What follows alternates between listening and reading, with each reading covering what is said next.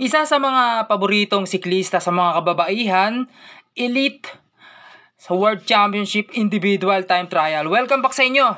Welcome back. Ito si Victoria Slemianova ng Slovakia. Isang magaling din at mahusay na MTB rider sa XC. Napakagaling. At nag-bronze din siya sa European Championship, Continental Championship sa Europe. Ito ang kanyang ride, napakatulin, napakaganda ng kanyang spinning cadence. Ito, intermediate 1 natin, makikita natin yan, napakaganda ng kanyang oras. Negative, green, at napakatulin kanya rin ng kanyang pacing. Makikita natin ang kanyang napakagandang gulong at napakagandang cadence. Siyempre, napakagandang babae rin yan, si Victoria ng Slovakia. Ito, makikita natin ang kanyang oras, ang kanyang speed, napakaganda ng kanyang speed. Best time for the moment, Victoria Slemianova ng Slovakia. Ito rin si Imogen Wolf ng Great Britain, isa sa mga big contender din dito sa Individual Time Trial Championship nasa Zurich. Ito makikita natin, grabe yung no? Medyo mamasa-masa yung kalsada pero napakatulin pa rin ang kanyang speed. Ito sa intermediate 1, yung speed niya napakaganda at negative ang kanyang magandang time sa intermediate 1. Si Imogen Wolf, makikita natin yung nasa kaliwa, si Victoria Slemianova, at isang US rider naman yung nasa kaliwa natin. Eto na, papasok na ang ating finish. Si Wolf, napakaganda pa rin ang kanyang speed at ang kanyang timing, napakaganda. Ito na, paparating na, halos ilang segundo ang kanyang namamagitan sa papatawid niya habang tumatawid, habang tumutulin ang kanyang pagpa-finish line. Eto na, naku, medyo nabitin ang kanyang oras. Yan ang kanyang finish. Number 2, 46 km/h ang kanyang time. At eto naman si Vis Knaben ng Netherlands. One of the best time trialists in the world ngayon. 17 kilometers ang kanyang tatahakin. 18. Knaben ang Netherlands at ang kanyang 2 minuto nang lumilipas sa kanyang speed. Intermediate 1, papasok na siya.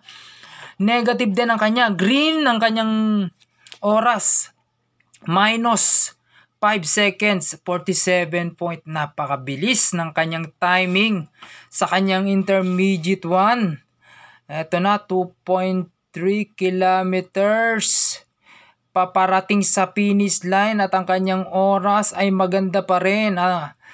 Tinatampukan at nilalamangan niya si Victoria ngayon ng 7 segundo. Eto na, papasok na, huling 300 metro sa kanyang speed. Mukhang hindi niya matatagos o hindi niya matatalo etong si Victoria. Si Knaben ng Netherlands ay mapupunta sa ikatlong posisyon, 45.6 km/h. Ito, makikita natin naman si Kat Pregosum ng Great Britain. Napakaganda, napakatangos ng ilong. Makikita natin, ito ang starting ramp niya. Ito na, binibelo niya na. Titingnan natin kung anong magiging intermediate 1 niya at negative. Mabilis siya ng 17 segundo. Si Kat Pregosum kay Knaben ang kanyang compatriot ng Netherlands. Ito, 46.4 speed. Kat Pregosum sa 9.6 km in. Number 1 siya sa intermediate 1. Excuse me po. Napakaganda ng kanyang cadence at ang kanyang speed napakaganda rin. Ito, kaya nagiging maganda ito dahil 46, 47 ang kanyang takbuhan. Ayan napakaganda ng kanyang magiging timing nito. 0.800 meters na lang at ang kanyang speed ay naging 55. Grabe, Kat Ferguson ng Great Britain, 23 point something seconds ang kanyang oras sa huling 600 metro. At ang kanyang takbo ay tumataas, 50 pataas, para mapanatili ang pagiging best time niya. Huling 400 metro, mukhang magiging maganda ang kanyang timing dahil ang kanyang kalamangan ay halos 1 minutong kalamangan kay Victoria. Grabe, napakaganda na to, napakatulin ng kanyang timing. At eto, papasok na siya sa huling 300 metro, 100 metro. Ayan na, pumasok na at naging 34, minus 34 seconds at siya ang best time on the hot seat. At mukhang yun na ang magiging top 3 natin. 2 Great Britain at 1 Slovakia. Eto na. Kung umabot ka sa parting ito, ako'y nagpapasalamat. Thank you, kita-kits ulit.